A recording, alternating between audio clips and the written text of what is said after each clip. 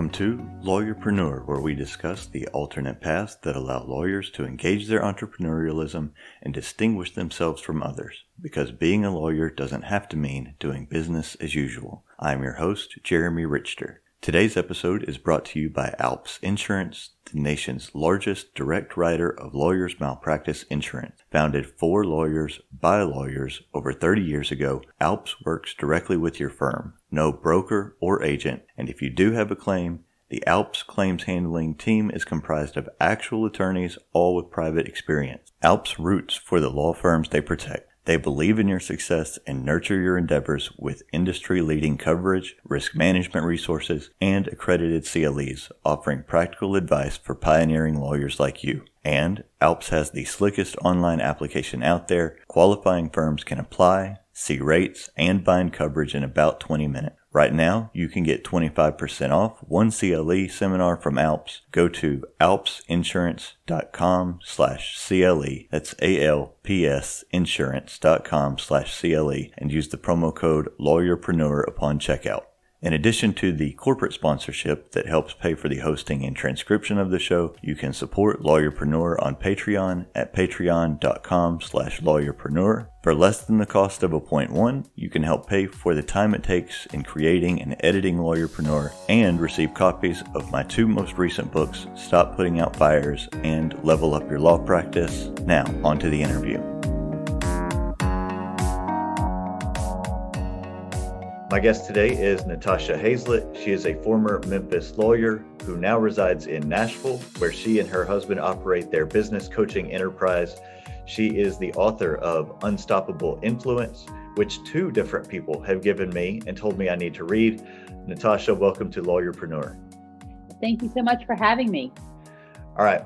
I feel like I need to start this interview with some transparency in that I usually approach business self-help books with a bit of skepticism for a variety of reasons. Some of them are, some of those kinds of books are, look how awesome I am. And if you're willing to work 16 hours a day and not see your family, you too can be awesome like me. And then there's others where it's, let me show you this one cool thing you can do and become a millionaire.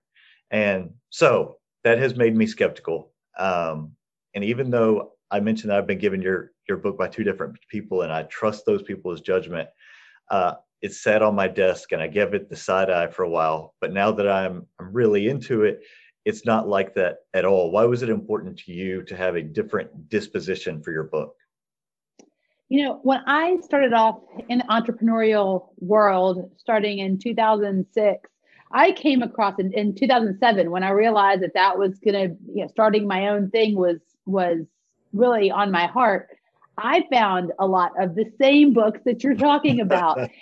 And, as lawyers, we're all about getting to the truth, being very logical, transparent, just getting to the heart of the matter. And so I knew it was very important to me. It's the way I teach. It's the way that I am when I'm coaching clients. I am just a no nonsense, non-sugarcoating. This is how it is. And so that's exactly how I approached the book as well, because I wanted it to be something that people can relate to. And also, if they're going on the journey, I want them to have a truthful depiction of what that journey is going to look like, which I think is missing from a lot of books. Well, there's two things you said that, and we're going to get into it a little more specifically, is transparency, which your book is absolutely filled with transparency, not only about work, but also you on a very personal level. And as I went along in the book, by the time I got to chapter 5, I was totally fired up. I was like, let's freaking do this. And I don't know what this is for me, because I'm not trying to leave my law firm job necessarily and, turn my side hustle into a $250,000 a year business. But the writing was very inspiring. Is that ability to inspire people something that was always a part of your skill set, or is it something that you had to cultivate? I think it's definitely something that I had to cultivate. I think that leadership and the skills of leadership were always in my DNA. I mean, truthfully, I really was the founding member of the New Kids on the Block fan club in the 5th grade. And so obviously the seeds of leadership were born in that. But the concept of inspiring other people, I think that was something that I had to learn. It's something that I got to experience when other people were pouring into me and inspiring me. And then it was really placed on my heart that this was something that I needed to do as well. One of the things I appreciated early on in the book is that you give people permission, readers permission, to take what they need from it and discard the rest. And I really like that idea, because there have been books that I read, like Big Magic by Elizabeth Gilbert or The Art of Work by Stephen Pressfield, where some of the concepts didn't really resonate with me. But if I had discarded them wholesale instead of adopting the ideas that did work for me, I really would have missed out on some concepts that have been really transformative for my own creative work. I feel like it takes some amount of courage to tell people, I'm going to tell you a lot of stuff, and some of it's going to be useful to you and some of it's not. So just take what's useful and run with it. What gave you the ability to put that in there? I think that it came from hearing someone else say something very similar to me. And I realized that it gave me this permission to trust my gut, to trust my instinct. And as a result of that, I was a lot more open. I was a lot more open to things that otherwise I wouldn't have been open to, right? Like, it's either you have to accept all of this or none of this. I would have missed out on so much. And so it was very important to me that I know that because of who my audience is, that there were some things that they would say, whoa, whoa, whoa, this is getting a little woo. This is getting a little, like, this is just a little bit outside the norm. And so I think by just saying that up front, it gives people that permission. Yes, you get to be the discernment filter. And it's okay.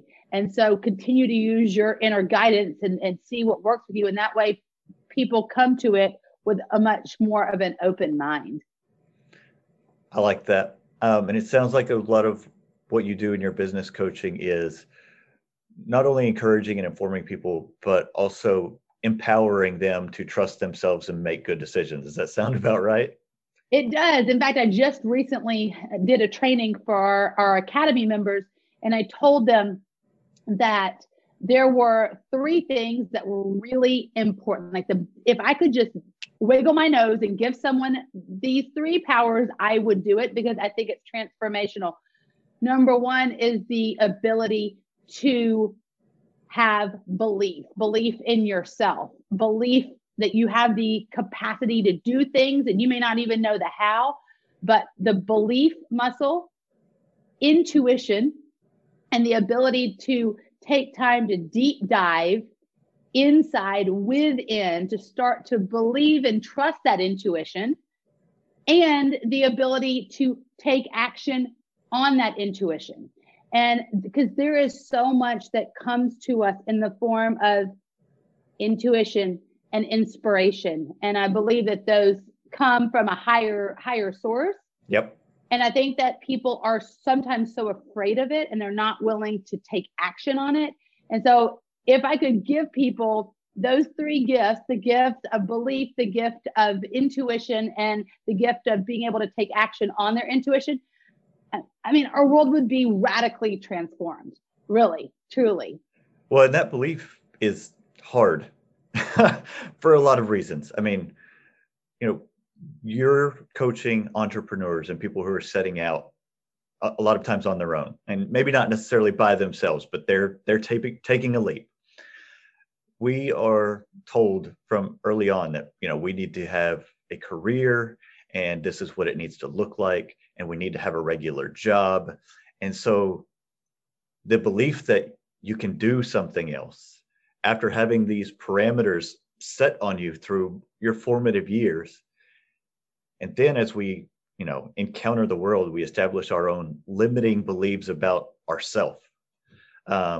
I can't, I'm an introverted person, and I talked about that on here plenty. But there are times when I have to set that aside if I want to accomplish various things and go about life anyway. And I can always come back later and curl up in my chair and read my book and be left alone. But we have these limiting beliefs, and that's one of the things you talked about in your book, that, it's hard to overcome those things. How do you set about doing that? Well, first of all, I think that if you can find someone, if you have someone in your life, like a mentor, a friend that believes in you, a lot of times, and I know that I have relied on other people's belief in me, even when I didn't believe in myself. And I think that was really critical. Like there's a guy who is the co-founder of ClickFunnels. I'm not sure if you're familiar with him, Russell Brunson. And I have to tell you that in some of my darkest moments, even after I had started a business with my husband, and it was a successful business by all accounts, $250,000 a year business, not bad. When I went through the dark times, I stopped believing in myself. And it was Russell's belief in me and in us and what we were doing that I had to lean on, that gave me the strength to get back up into it. So I think that having someone else that has that belief that you can lean on in the interim is really important. And then also, of course, getting training on how to overcome those limiting beliefs. Like you have to be able to see them and recognize them for what they are first before you can start to dismantle them. Because there's a whole process that you can use to dismantle and replace the limiting beliefs, but you have to be trained to identify what they are. So then you can start working on it. I like it. Okay. The book is called Unstoppable Influence. So I want to talk some about your own journey, but I want to talk about this before we get to that, of what does it mean to have unstoppable influence and why does it matter? So unstoppable influence is all about being a source of good and positivity in the world. We go out as unstoppable influencers and we seek to positively influence people's lives on a regular basis, no matter what it is that you're doing. A lot of people think that influence is just social media influencers, the people that are on Facebook or Instagram, and it really has nothing to do with that. Can some of those people be unstoppable influencers? Absolutely.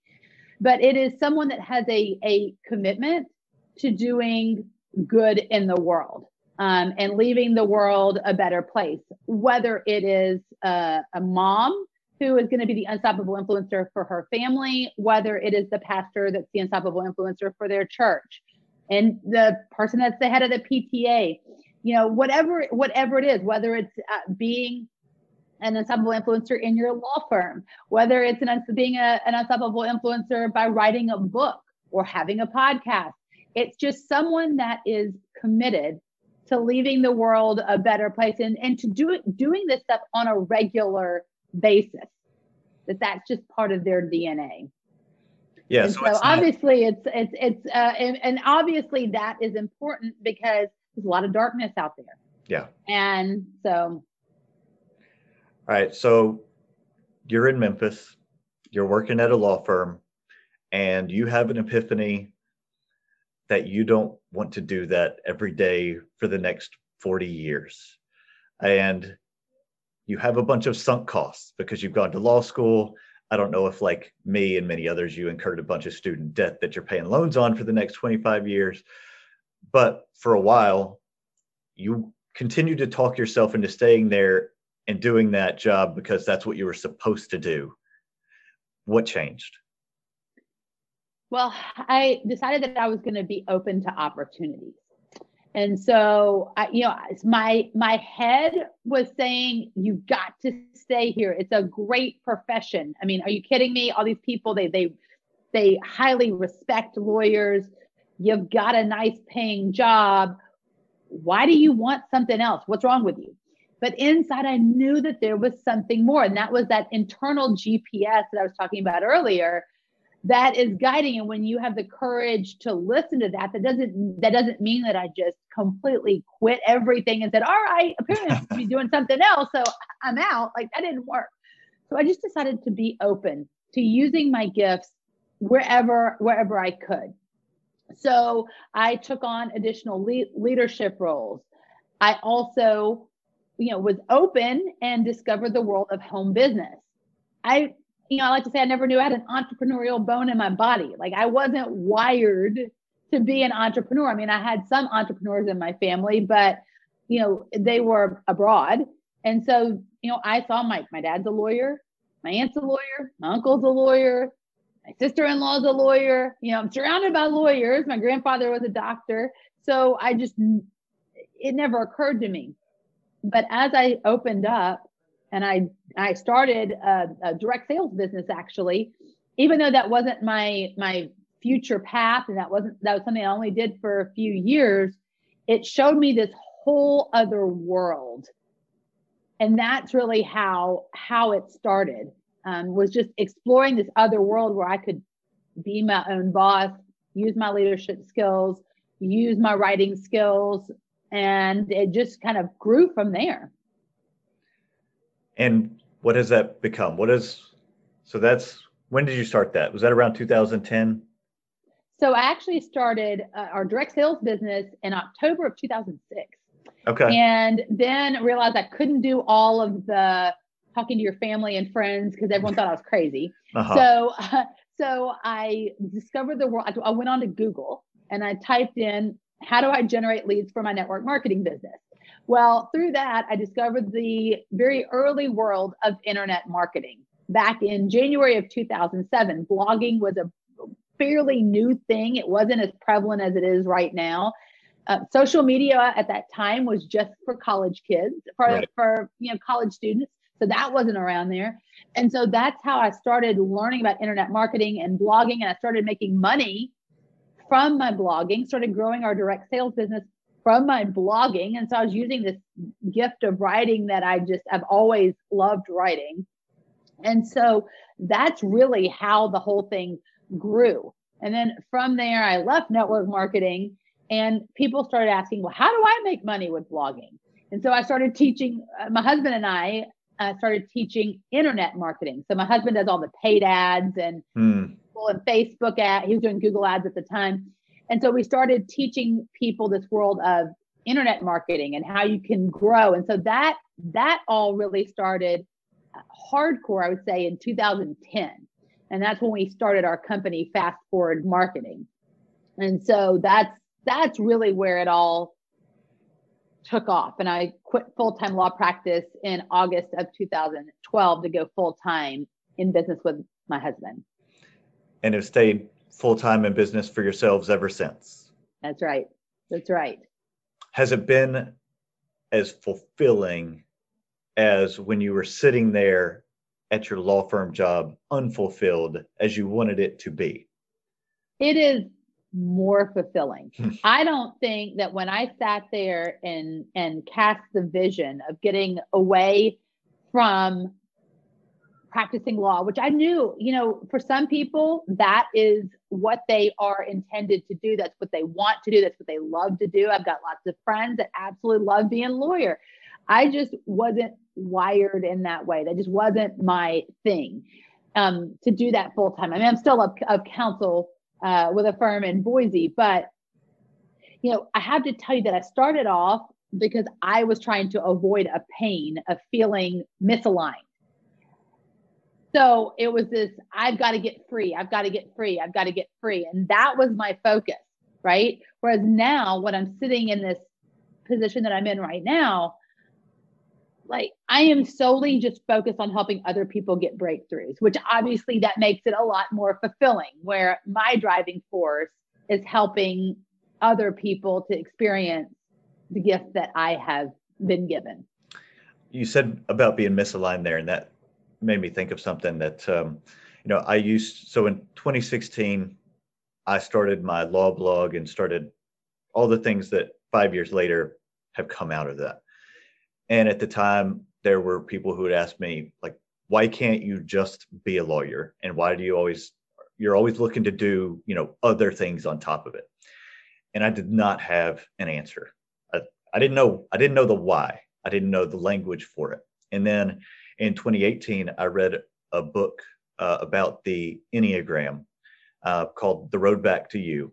And, it was written from a Christian perspective, which I am. And, it gave me language to understand who I am and the internal driving forces for all of these things that gave me the ability to answer that question when somebody asks, why do you have to do all these things?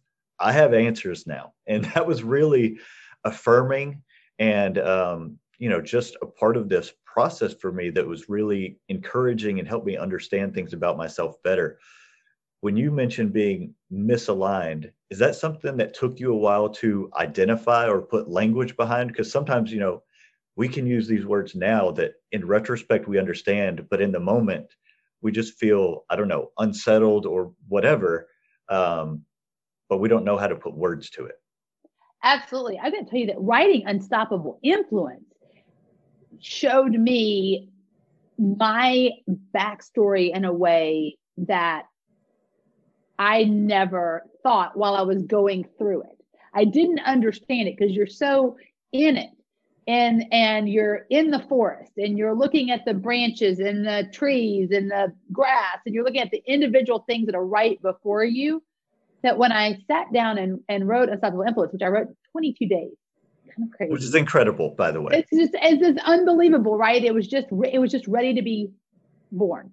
There's I forgot who said this, but there's something, there's nothing more powerful than an idea whose moment has come. And so, looking back as I was writing Unstoppable Influence, I was like, oh, that makes sense now. That makes sense. Like this is how all the pieces, and I really felt divinely inspired to see, I think, my story in the way that God saw my story, right? He sees all the things. I talk about how, and I don't remember if I talked about this in the actual book, but when I teach people, I tell them that, we often only see the knots.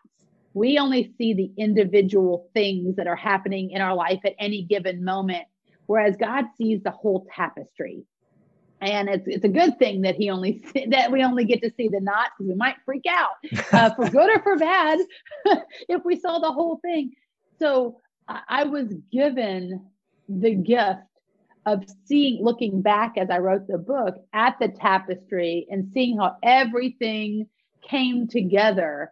And I was able to put into words and lessons things that I didn't really realize what I was doing at the time. Yeah. But it all makes sense now. One of the things that I found so engaging about the book is how vulnerable you are about your own personal crises and what you had perceived as failings at the time that they were occurring. And I feel like I touched on this earlier, but I feel like it distinguishes you from other writers, business coaches who want to promote their success without being honest about their struggles.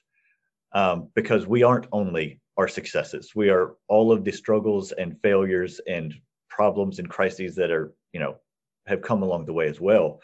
Was it difficult for you to be that personable and write about those topics? And why did you do it anyway? I definitely had a cringe factor as I was pouring all this stuff out. It was, oh my gosh, so-and-so is going to read these words. My parents are going to read these words. These are things that I had not shared with my family. My husband knew, but it was things that I really hadn't shared with people. What would, I knew my parents were going to be so excited to share this book with their friends. And what are their friends going to think? Yeah. And there was that for a fleeting moment. And then I realized there are so many people that feel the same way. And I'm going to have to take a stand. I'm going to have to be the leader to say, you know what? It's okay to feel this way. And guess what? This is how I got through it. This is how I moved past it. And so, I realized that that was a gift that I was being given, that the struggles, the challenges, the doubts, the failures, those were truly gifts for me. They were things that ended up qualifying me to help other people. I mean, how can anyone relate to someone that's like, well, nothing bad ever happened. I just had this great idea and I was off to the races. Yeah. I mean, there were a lot of people, and there are plenty of people that have, honestly, rags to riches stories, and that's inspiring. And it can be really inspiring for people that don't have money, don't have means. But what about for those of us that had a pretty good upbringing? Like, what about some of the other elements of struggle that people face, whether it's body shaming in my case, or feeling like you're not good enough, or people struggling with infertility, which is a huge, huge problem in our world right now. And not that many people talk about it and give voice to the women that are dealing with that, and the self-sabotaging phrases, words, actions that are taken by women because they feel like they're not good enough in those realms. And so I wanted to give a voice to those people and a path for them as well. I really like that. One of the things that you talk about in the book, or a phrase that you use, is living on purpose and with purpose. And I really liked that. And so I just wanted you to talk about that and expound on that idea. I think that the vast majority of people are living the passenger seat lifestyle. So, and by that, I mean, let's see what happens in the world today. What's going to happen, right? Life is happening to them. Oh my gosh, look at this. This is so bad. Life, look at, I'm always getting dealt the rotten hand. I didn't get the job. I didn't win the case. I didn't get this client. And we look at this as we're not in control. And I firmly believe that we are the co-creators of our lives. I don't think that it's just us doing it. I am a Christian, like you are. I give the little disclaimer in my book, I love Jesus, but I swear a little. And, it's one of those things that once I realized that I actually had more power than I had given myself credit for, that's when things changed. All of a sudden, you see the world through a completely different lens. I mean, because if you think that there's just nothing that you can do, that's it, let's just see what life has in store for us, it's not an empowered position. All of a sudden, it's, what do all these other people, what does society think I need to do? What do my teachers say I need to do? What do my parents think I need to do? What is, all these other people. And when you start realizing that you're here on purpose, you're here for a very specific purpose, that you are the co-creator of your life, it's time to get out of the passenger seat, get in the driver's seat, and start making active choices on what you want in your life, what you want to have for your life. Man, it's game on. Like, everything becomes so much more fun, really. All right, that's a perfect place to end this conversation, because I don't think we're going to say anything more effective than take control of your life, put yourself in the driver's seat, and let's go. So where can people follow you, connect with you, and where can they find Unstoppable Influence? You can find Unstoppable Influence at Amazon, and you can go to unstoppableinfluence.com for more information. You can learn more about me. You can learn about our Unstoppable Influence 21-day challenge and all the fun things that we have going on. Thank you so much for your time. I really enjoyed our conversation. Thanks so much for having me. It was so much fun. Thanks for listening, and I hope you've enjoyed today's show.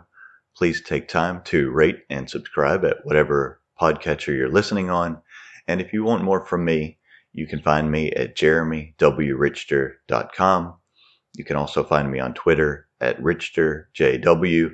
And if you want the extra audio and benefits available at Patreon, you can become a patron at patreon.com/lawyerpreneur. Thanks for listening.